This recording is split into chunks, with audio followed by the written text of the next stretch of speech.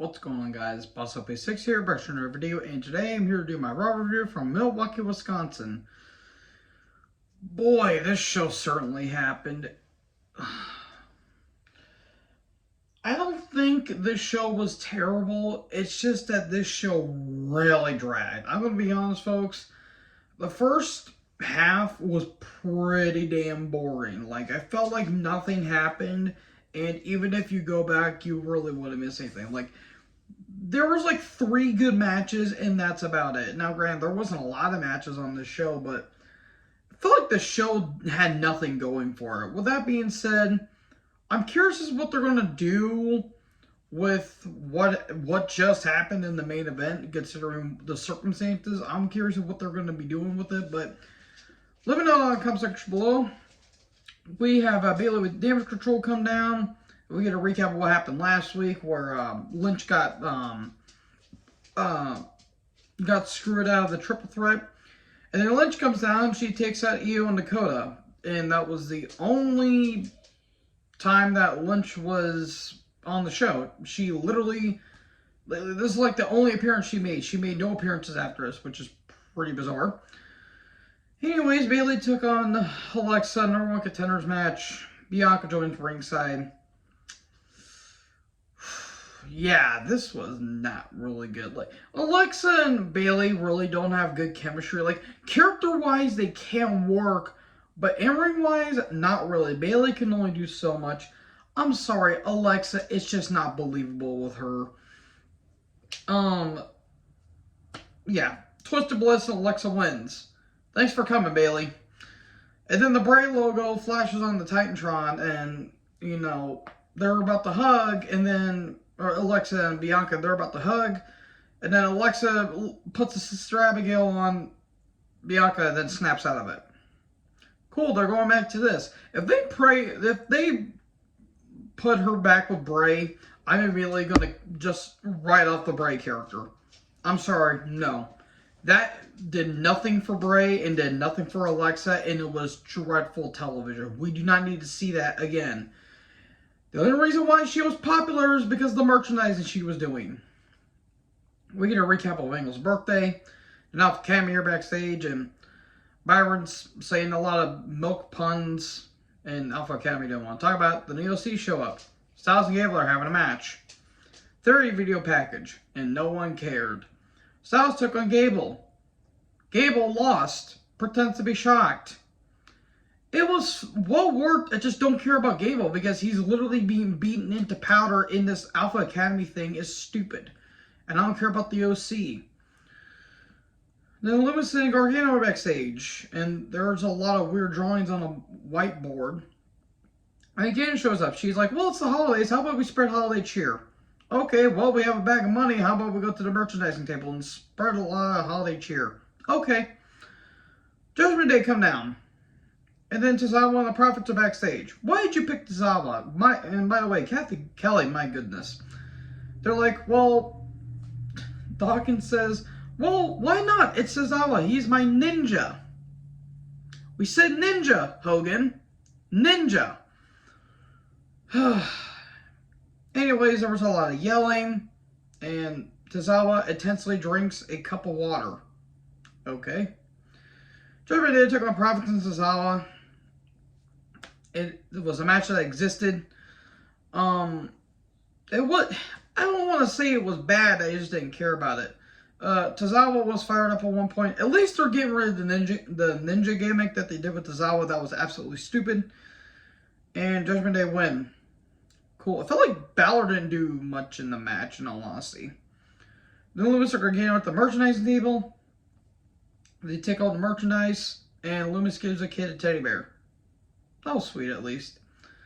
And then we come back from break, and Loomis and Gargano come down. They just give up merchandising, because why wouldn't you? I mean, hey, if it's free, you can take it. And then Gargano gets the big shirt cannon, like the t-shirt cannon. That happens at like the football games and all that stuff. And all of a sudden, Miz shows up. He attacks Gargano and steals the money. Then Pierce shows up and he demands Miz give the money back. And we're going to have a match next week. A ladder match for the money. 2 bags of money. This was stupid. And very, very, very, very, very abhorrent.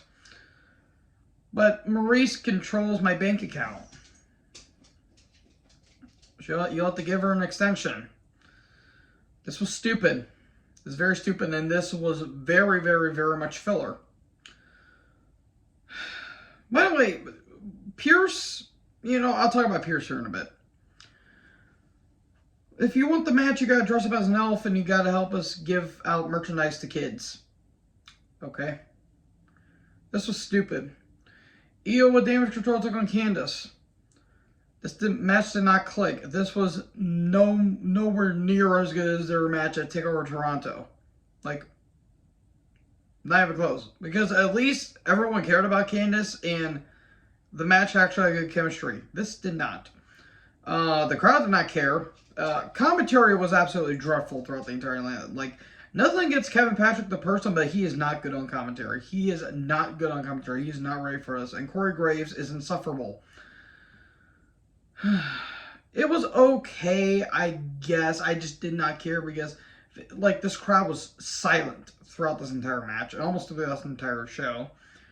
And then, a moonsault, Neil wins. We get a recap of the Bloodline attacking Elias, and that led to the tag-down match. Owens is backstage, he talks about the Bloodline, all of a sudden Elias shows up. And he looks gobsmacked. And Elias says, "Would you be in my corner?" And Owens says, "After everything that you've been, after everything you put me through with your brother and all that stuff." Owens bringing up that terrible storyline that never should have happened.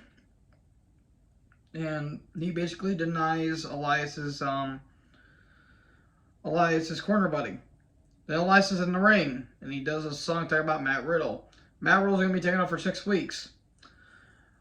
The main reason why he was taken off the television is because he failed a drug test. What? I'm so shocked. Can you see my shocked face? So yeah, Elias says, "You're my bro, Riddle." And Solo and Sammy come down.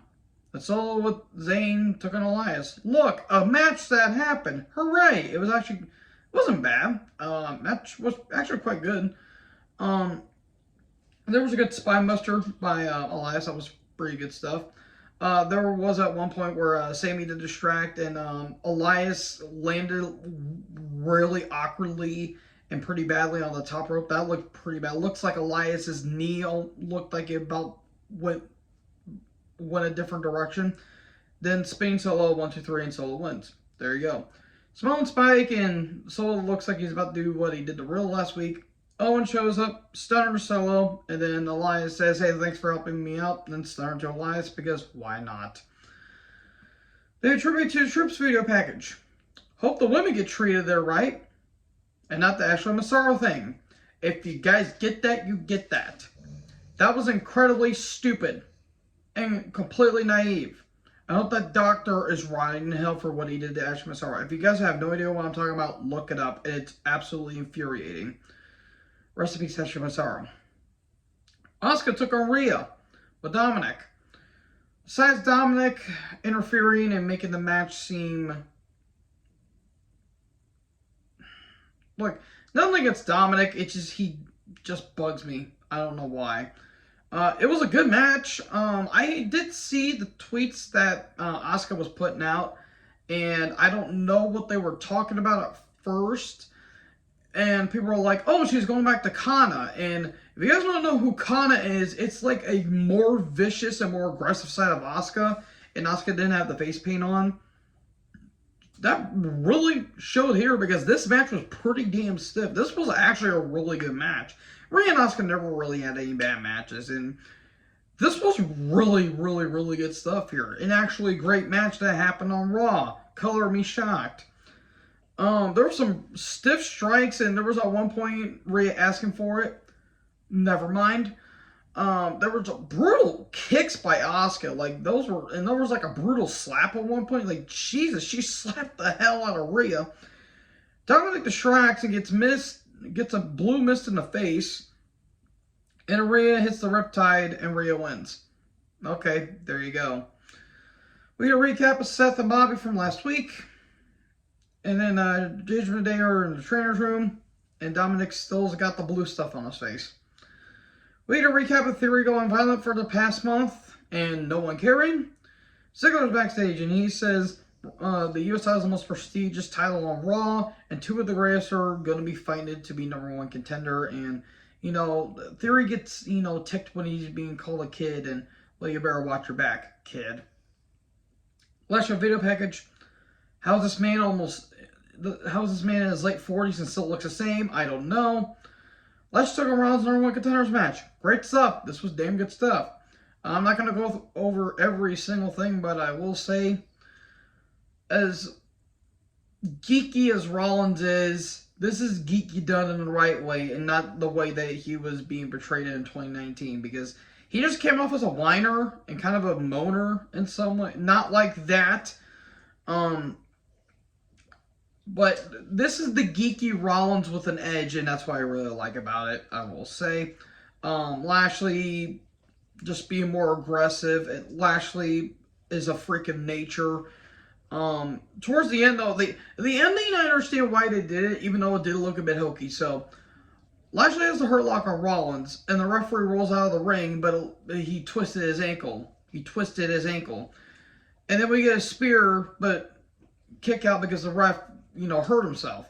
And then Lashley's kind of just talking with the ref, is saying, hey, what were you doing? And referee's like, oh, I twisted my ankle.